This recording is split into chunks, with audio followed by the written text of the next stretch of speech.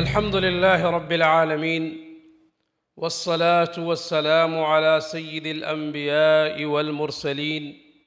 محمد وعلى آله وأصحابه أجمعين أما بعد وأنذر عشيرتك الأقربين۔ سامعین کرام، میرے بھائیوں اور بہنوں، سیرت النبی صلی اللہ علیہ وسلم کا سلسلہ وار جو ہم اپنے ایک طالب علم کے حیثیت سے آپ کے سامنے رسول اللہ صلی اللہ علیہ وسلم کے پیدائش سے لے کر رسول اللہ صلی اللہ علیہ وسلم کی 40 سال عمر تک اس میں جو مختلف احوال، حالات، واقعات جو پیش آئے وہ آپ کے سامنے رکھ دیا۔ آج ہم آپ کے سامنے رسول اللہ صلی اللہ علیہ وسلم کا وہ وقت جو 40 سال یعنی نبوت کے اعلان کے بعد جب رسول اللہ صلی اللہ علیہ وسلم پر پہلی وحی نازل ہوئی اور اس کے بعد تھوڑا سا اس میں وقفہ آیا، پھر اللہ جل جلالہ کی طرف سے وحی آئی، یا ایھا المدثر قم فانذر۔ پھر یہ سلسلہ چلتا رہا 3 سال تک رسول اللہ صلی اللہ علیہ وسلم نے مکے کے لوگوں سے، کفار مکہ سے، اپنے جو بڑے رشتہ دار، اقارب اور مکے کے جو سردار تھے اور دیگر صحابہ جس میں سیدہ حضرت خدیجۃ الکبریٰ رضی اللہ تعالی عنہا اور سیدنا ابو بکر صدیق رضی اللہ تعالی عنہ، سیدنا علی المرتضیٰ رضی اللہ تعالی عنہ اور زید بن حارث رضی اللہ تعالی عنہ، یہ صحابہ اور دیگر صحابہ کرام جو ابتدائی حالات میں مکے کے رسول اللہ صلی اللہ علیہ وسلم کی دعوت پر ایمان لائے، جس میں سیدنا عثمان بن عفان رضی اللہ تعالی عنہ ہے، حضرت عبد الرحمن بن عوف رضی اللہ تعالی عنہ ہے،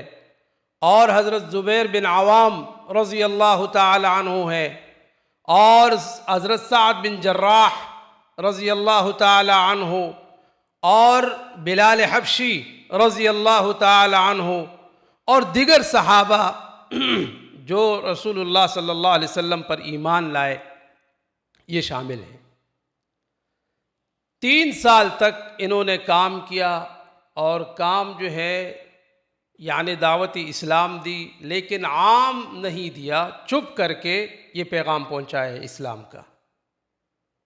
پھر 3 سال کے بعد اللہ رب العالمین کا حکم آیا، سورۃ الشعراء آیت نمبر 214، وَأَنذِرْ عَشِيرَتَكَ الْأَقْرَبِينَ۔ اللہ کا حکم آیا کہ اب آپ اپنے قریبی رشتہ داروں میں جا کر کے ان کو ڈراؤ میرے عذاب سے۔ رسول اللہ صلی اللہ علیہ وسلم نے کفار مکہ کو، جس میں زیادہ تر قریش، رسول اللہ صلی اللہ علیہ وسلم کے اپنا آل، اپنے لوگ، قریب کے لوگ، ان سب کو صفا کے پہاڑی پر جمع کر کے آواز دی، یا صباحا۔ مکے کے سارے لوگ، جب مکہ میں اس وقت حالات اس طرح کے تھے، یا ان کا دستور یہ تھا کہ جب کسی کو فوری طور پر ایمرجنسی حالات میں بلاتے تو اس طرح بلاتے، تو رسول اللہ صلی اللہ علیہ وسلم نے فرمایا، یا صباحا، اے مکے کے لوگوں، اے قریش، آ جاؤ، میں آپ سے کوئی بات کرنے والا ہوں۔ تو مکے کے سارے لوگ، جس میں رسول اللہ صلی اللہ علیہ وسلم کے چچا ابو طالب اور ابو لہب اور دیگر مکے کے بڑے سارے سرداران جمع ہوئے، رسول اللہ صلی اللہ علیہ وسلم نے فرمایا کہ اے لوگوں، میں اگر تمہیں یہ بولوں، یہ بتاؤں کہ اس پہاڑی کے پیچھے ایک لشکر ہے، وہ تم پر حملہ آور ہے، تو آپ میری اس بات کو تسلیم کرو گے، مانو گے؟ تو سب نے کہا کہ آپ تو الصادق الامین ہیں، آپ نے ہمیشہ سچ بولا ہے، بالکل ہم مانیں گے۔ تو رسول اللہ صلی اللہ علیہ وسلم نے فرمایا کہ میں تم سب کو اللہ کے عذاب سے ڈراتا ہوں۔ جو کفر تم لوگ کر رہے ہو، یعنی بت پرستی، ظلم، قتل و غارت گیری اور دیگر جو تم شرک اور بدعات اور زنا اور ان تمام جو اللہ کے عذاب کو دعوت دینے والے افعال ہیں جو تم کر رہے ہو، اس سے تمہیں ڈرانے والا ہوں۔ تم اللہ پر ایمان لے آؤ۔ اب یہ بات کرنی تھی کہ مکے کے سارے سردار، بڑے چھوٹے، اپنے پرائے، سب غصہ ہوئے رسول اللہ صلی اللہ علیہ وسلم پر کہ اچھا، اور ابو لہب نے تو کہا، جو رسول اللہ صلی اللہ علیہ وسلم کے حقیقی چچا تھے، کہ آپ نے ہمیں اس لیے جمع کیا، تبا لک یا محمد۔